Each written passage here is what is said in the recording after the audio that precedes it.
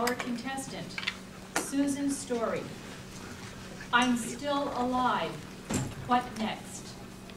I'm still alive. What next? Susan's story.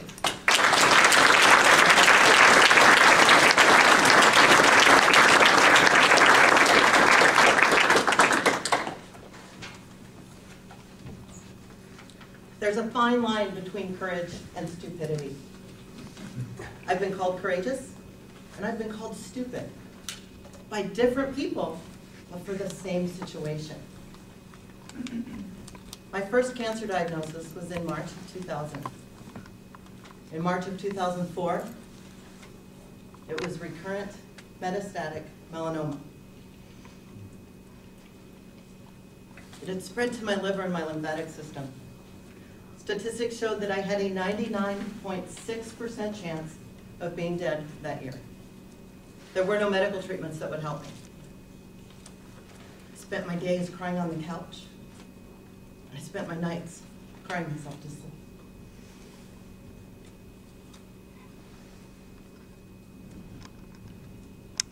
My 7-year-old son, Cameron, he and I were sitting in a chair, and he turns to me and he says, "Mom, are you going to kill yourself?" And I said, "Well, no, Cameron, I would never kill myself." And he got right up in my face, and he grabbed my shirt. "If you stop fighting, that's what you're doing." And he got up out of the chair and he ran upstairs and slammed the door. At that moment, I realized I couldn't die. If I left my son, he believed that it was because I chose to. I started researching alternative treatments and nutrition, but aside from researching them, I implemented them. Started doing everything I knew that I could do to get well. 2006, I'm still alive. What's next? Still had the cancer. It wasn't getting any better.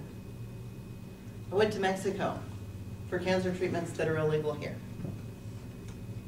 I had friends telling me, "They're illegal for a reason.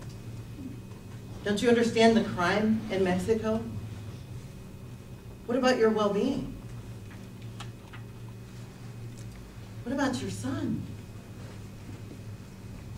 I felt like it was the only option I had. I wasn't getting better here. There weren't any medical treatments to help me, but I could go down there and see if it would work. 2007, I'm still alive. What's next? I got a job working for 911. It can be a very stressful job. I believed that I still had cancer, not because of stress, but because of something that I was afraid of. I couldn't figure out what I might be afraid of that was causing the cancer, but I knew there were things I was afraid of. I made a list. At the top of that list was a fear of flying. Right below the fear of flying is the fear of heights. 14 hours later, I was strapped to a 23-year-old kid jumping out of an airplane at 13,000 feet. We get out the door. I realize in that moment, this could be my very last minute. For the last 3 years, I've been living 1 month at a time. Am I going to be here next month? But at that moment, it could be my very last minute. I had to enjoy every single second.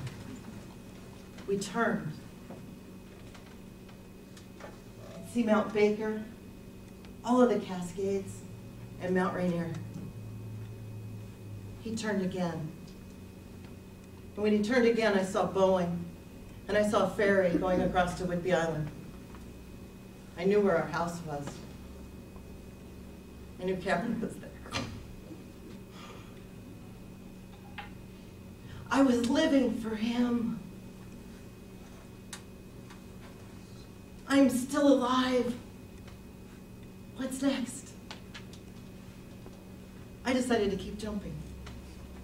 I had to make the decision to get out of that plane. On my third jump, I crashed and broke my back. It was a burst fracture of L1. I ripped all these muscles off of my ribs. I was told I'd probably never walk again. As you can see, I don't listen very well.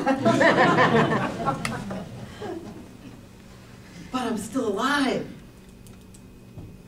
What's next? Facing fears. What else am I afraid of? Well, I'm afraid of the water, so I bought a kayak and started kayaking out in the Sound. On my first hike, we encountered a bear from about 20 feet. I continued hiking, climbing mountains, often by myself.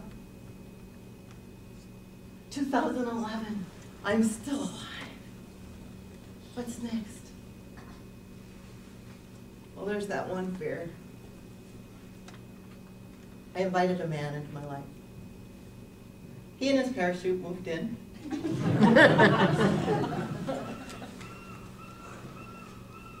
2013, on his birthday, I decided to do the thing that terrified me the most. I jumped out of another perfectly good airplane. It was successful. I jumped twice that day. I continued jumping. I'm now a licensed skydiver with 33 jumps from 3 different locations. I'll continue doing it.